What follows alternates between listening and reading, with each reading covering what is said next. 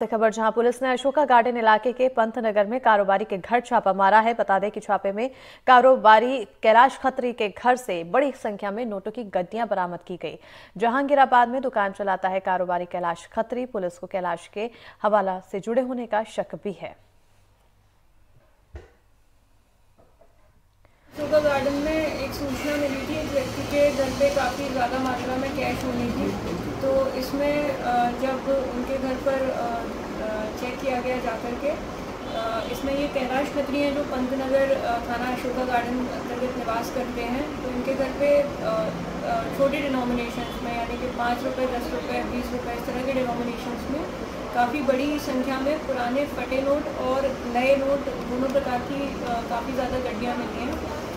इसमें इनके द्वारा बताया जा रहा है कि 2006 से, मतलब पिछले 18 वर्षों से मनी एक्सचेंज का काम करते हैं, जिसमें ये पुराने नोट लेते हैं और नए नोट अपना कमीशन काट करके देते हैं।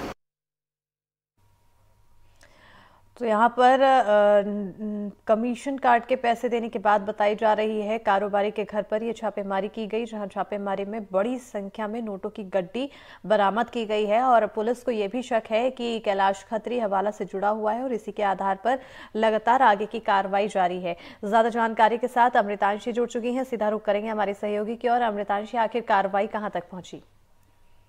बिल्कुल, देखिए कल देर रात पुलिस को अचानक ऐसी सूचना मिली कि जो कैलाश खत्री हैं, जो कि अशोका गार्डन के पंतनगर में रहते हैं, उनके घर पर काफी बड़ी संख्या में कैश मौजूद है। अब क्योंकि देखिए आचार संहिता का वक्त है और आचार संहिता के वक्त में आप एक पर्टिकुलर अमाउंट तक ही जो कैश है वो अपने घर पर या अपने पास रख सकते हैं, उसको लेकर आप ट्रैवल भी नहीं कर सकते। लेकिन जब पुलिस को सूचना मिली तो पुलिस ने अपनी सूचना के आधार पर उनके घर पर दबिश दी, जहां पर उनको बड़ी संख्या में नोटों की गड्डियां बरामद हुई हैं।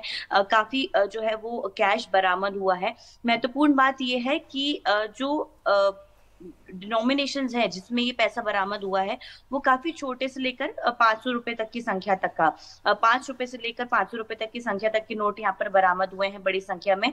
इसके साथ ही साथ जो कैलाश खत्री हैं जिनके घर पर ये दबिश हुई है, उनका ऐसा कहना है कि वो मनी एक्सचेंज का काम करते हैं। हालांकि देखिए जो भी मनी एक्सचेंज का काम करता है उनके पास एक डॉक्यूमेंट होता है, उनके पास एक परमिशन होती है, लेकिन वो दस्तावेज कैलाश खत्री दिखा नहीं पाए, जिससे साफ तौर पर पता चल रहा है कि इतनी बड़ी संख्या में कैश किसी और ही चीज के लिए इस्तेमाल किया जा रहा है। हालांकि कैलाश खत्री द्वारा जो जानकारी दी गई है पुलिस को, उसमें ये बताया गया है कि पहले वो एक बैंक में एक्सचेंज का काम करते थे, नोट एक्सचेंज का काम करते थे, लेकिन नोट एक्सचेंज का काम वो बैंक से बंद हो गया है, इसलिए अब वो आगरा और मुंबई में नोट एक्सचेंज का काम करते हुए नजर आते हैं। महत्वपूर्ण बात देखिए ये भी है कि यहाँ पर कहीं ना कहीं जो लगातार चीजें निकलकर सामने आ रही थी कि पुलिस जो है पूरे मामले की जांच कर रही है हवाला के एंगल से, क्योंकि जो बात की जा रही है कि जो एंगल है कि जो कटे फटे नोट हैं वो कैलाश खत्री के पास मिले हैं। वो ऐसा कह रहे हैं कि वो नोट्स को एक्सचेंज जरूर करते हैं,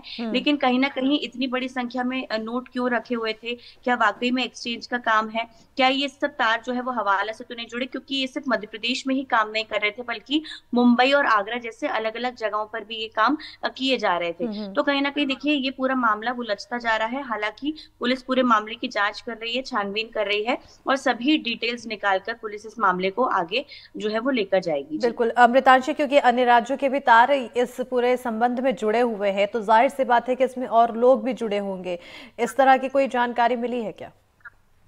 बिल्कुल, देखिए पुलिस लगातार जांच कर रही है, क्योंकि कल जो पुलिस को शुरुआती जानकारी मिली थी तो उन्होंने घर पर दबिश दी, जो कि ये पूरे नोट और कैश वहां से बरामद हुए हैं। अब पुलिस जो है पूरे तार निकालने की कोशिश करेगी, बैंक डिटेल्स निकालने की कोशिश करेगी कि कहाँ पर ट्रांजैक्शंस हो रहे हैं, क्या वो ट्रांजैक्शन कहीं ऐसी जगह तो नहीं हो रहा है जो कि हवाला कारोबारियों के साथ हो। तो कहीं ना कहीं अभी पूरी डिटेल निकाली जा रही है, पूछताछ की जा रही है। लेकिन देखिए अपने आप में एक कोई जो है दुकानदार जो दुकान चलाते हैं उनके घर पर इतना बड़ी संख्या में कैश मिलना, वो भी आचार संहिता के दौरान, और वो भी उनका ये कहना कि वो नोट एक्सचेंज का काम करते हैं, ये कहीं ना कहीं जो है मामले को थोड़ा उलझा जरूर रहा है। पुलिस पूरे मामले की छानबीन में लगी हुई है, पूछताछ के जरिए और कॉल डिटेल्स, बैंक ट्रांजैक्शंस के जरिए कहाँ कहाँ ये नोट एक्सचेंज किए जाते हैं, कौन कौन संपर्क में है, सभी पूरी जानकारी निकालने की कोशिश कर पूरे मामले की छानबीन में जुटी हुई है। बिल्कुल, बहुत बहुत शुक्रिया अमृतांशी तमाम जानकारी देने के लिए। तो अब इस पूरे मामले में जांच लगातार जारी है कि आखिर कौन कौन लोग शामिल हैं और साथ ही साथ आखिर असल सच क्या है। खबरों में आगे बढ़ेंगे और अब बात